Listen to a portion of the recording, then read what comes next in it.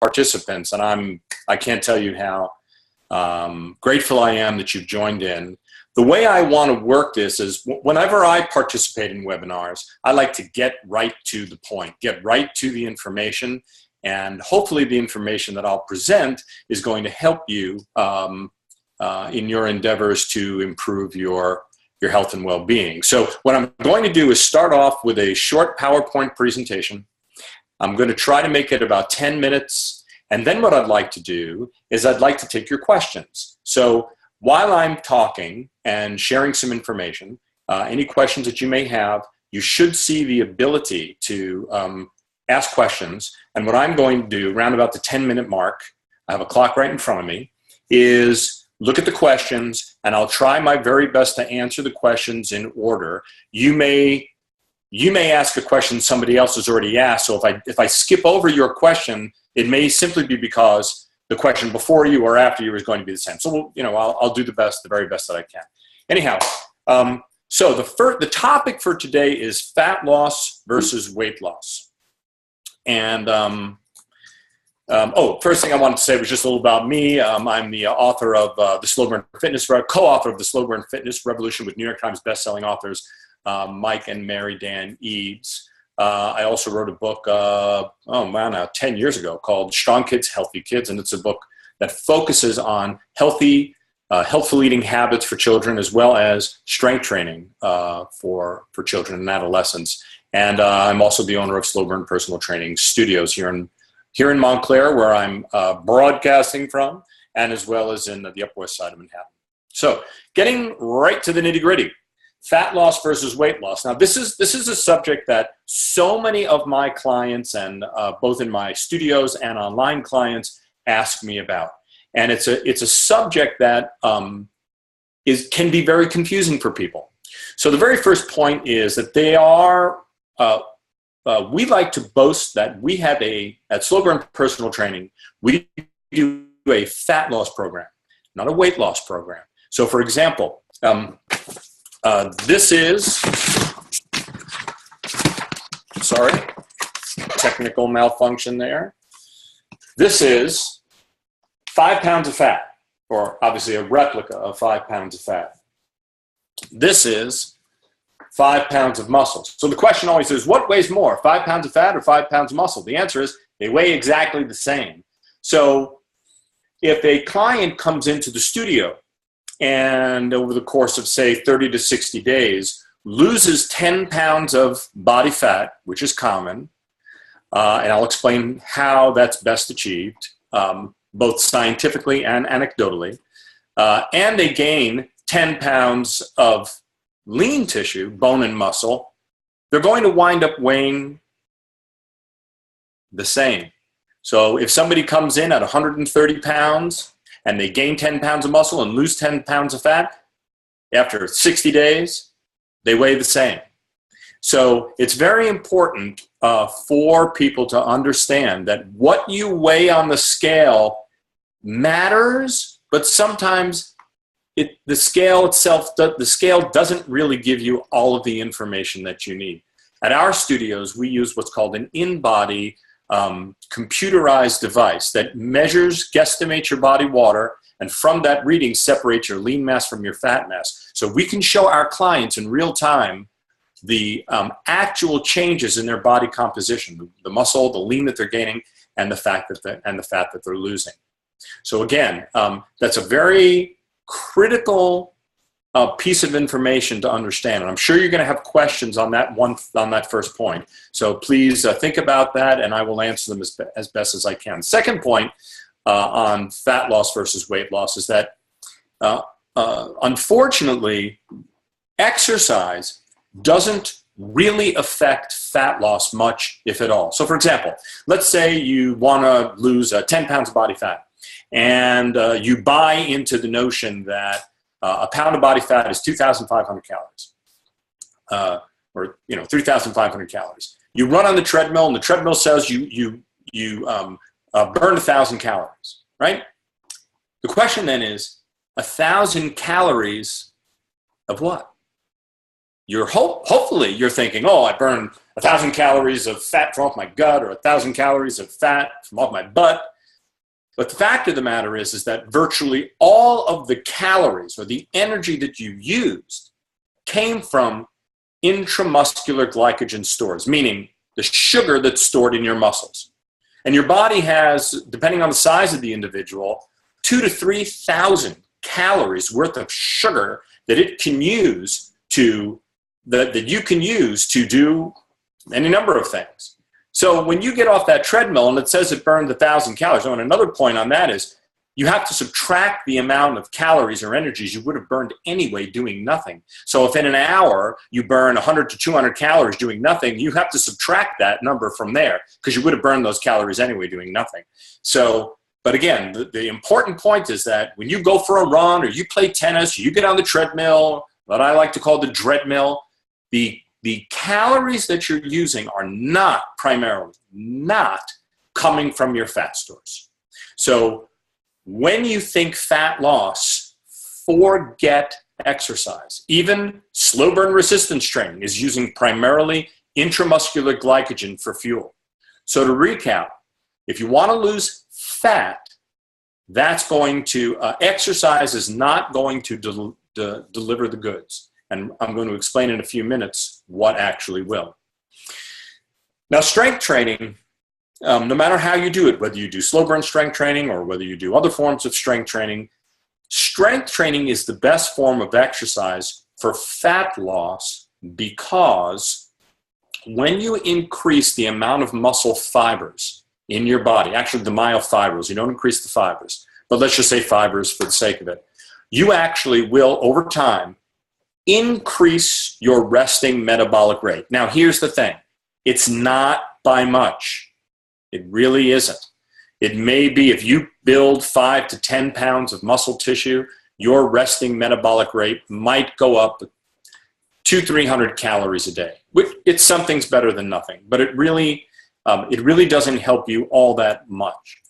But what it does do is allow for more cells for glycogen or sugar storage.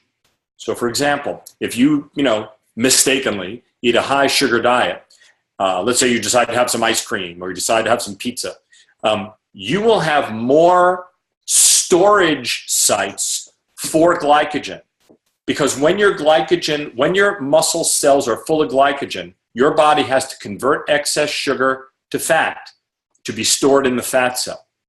So from a fat loss perspective, building as much muscle as you possibly can is very, very important. And I know you're going to have questions on that. I don't have a lot of time to speak on each point, but whatever questions you have, I'll try to answer. Cardiovascular exercise, that's the next point. That actually can thwart your results if you do what's called chronic cardio, because it can raise cortisol levels, raise your stress hormones, keep you more fatigued. You won't sleep as well. Now, I'm not saying don't do cardio. If you enjoy doing cardio, you enjoy going for a run or a walk, absolutely. And strength training is going to actually allow you to do any of the exercises that you enjoy doing, whether it's running or jogging, whatever it is you like, better. So, but I'm here to tell you that from my experience, the more cardio you do, the less fat you're going to lose. Now, you see, there is one point about that, and I'll explain that once we talk about fasting.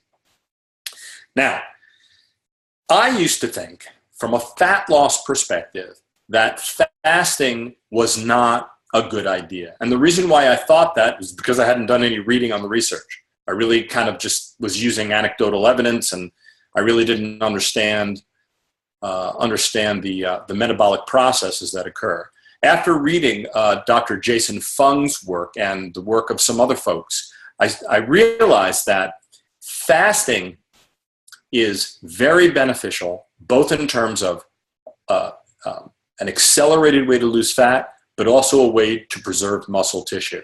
I really highly recommend that you read Dr. Fung's book. I have it out in my gyms on the coffee tables in both of my different gyms. But I really suggest you take a look at his work, because if fat loss is something you're really, truly interested in, intermittent fasting and prolonged fasting can be a very healthful and powerful tool to achieve that. So now I'll give you a minute to think about any questions you may have. This slide is really just showing you that sort of supporting the point that I made earlier, which is that what you weigh doesn't really make any difference. In fact, on my in-body machine and on my doctor's BMI, body mass index scale, I am technically obese because as a 5'10" man, it has me, I should weigh about 150 to 155 pounds, and I weigh 170. So again, what you weigh is not that important. It's your body composition that is really going to be something that you focus on the most. Now, one of the points I want to make about that is that there's a huge difference between fasting and starvation. When you diet and you eat less calories, but you're eating throughout the day, your body, and I'm not going to get into much of the science behind it, I just want to say this quickly, your body is in a starvation mode, almost like a controlled mode of death, of dying. Whereas in fasting, it's completely the opposite.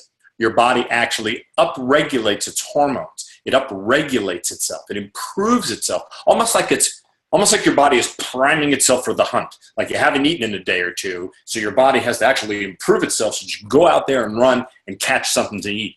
Where when you're starving yourself slowly by eating less calories, you will wind up losing fat, true, but also lean tissue. Whereas when you do intermittent fasting or controlled prolonged fasting, not only do you maintain your lean tissue, especially if you're strength training, but you actually can see an increase in lean tissue.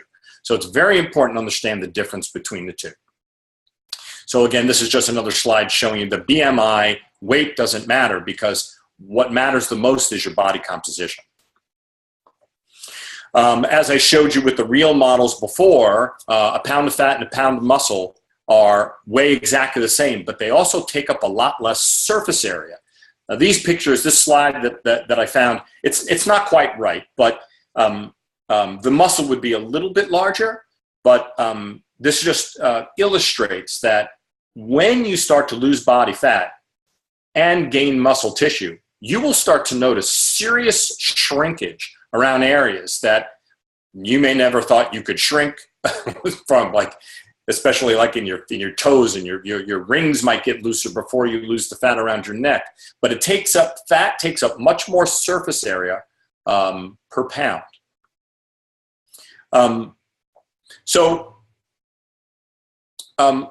With crash dieting, so to speak, again, this slide is just reiterating the point that by eating less calories, you're going to wind up not only decreasing muscle tissue, but you're also going to wind up decreasing performance, how you feel, your sleep could get thrown off.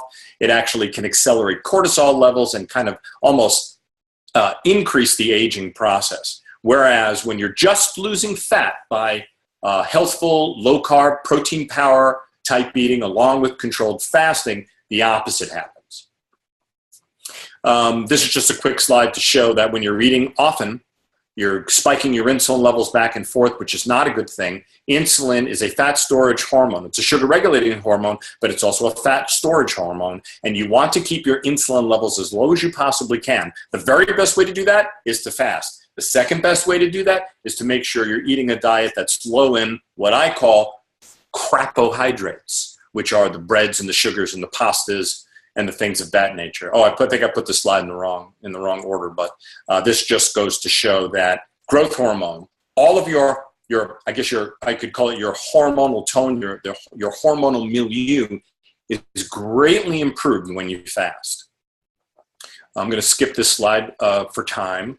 On the left-hand side, you see how you should eat. On the right-hand side, you see how you shouldn't eat. I'll let you look at that for a minute. So your diet should be mainly high in fat, adequate in protein, and the rest should come from good carbohydrates like green vegetables and fruits like avocados. And this is a quick slide of my. Actually, I'll just switch to this one. This is from March to May, and if you look in the red sections, my body fat mass has gone from 30 pounds and this was March 1st, to 16.5 pounds. And this is from fasting from 18 to 22 hours a day, and then in my feeding window, eating large amounts of fat, protein, and the kind of carbohydrates that I showed you in the earlier slide. Where my body weight is almost identical, look at the difference in my body fat mass. And then if you look down underneath the weight, the red box that says weight, the skeletal muscle mass also has, and I'm 56 years old, and I've been strength training for my whole life. And yet I was able to increase my lean mass, all the while decreasing my body fat mass. And I've been doing this for multiple clients now when incorporating the fasting.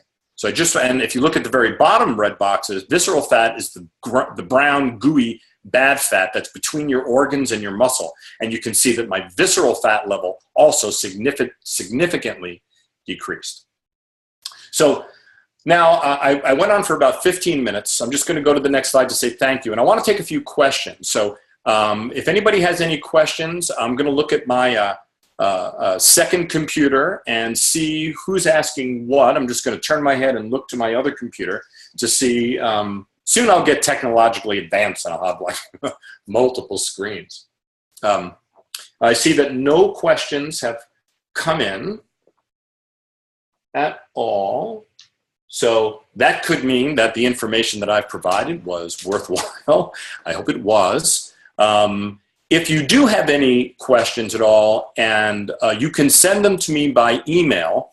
If you go to the website, slowburnpersonaltraining.com, you'll see all of my email information. You can send me your questions, and I will personally respond to any of the questions that you have and answer them to the best of my ability. So I want to thank you very much for joining me for this very first Fred Talks, and hopefully I will see you at my next talk, and have a strong day.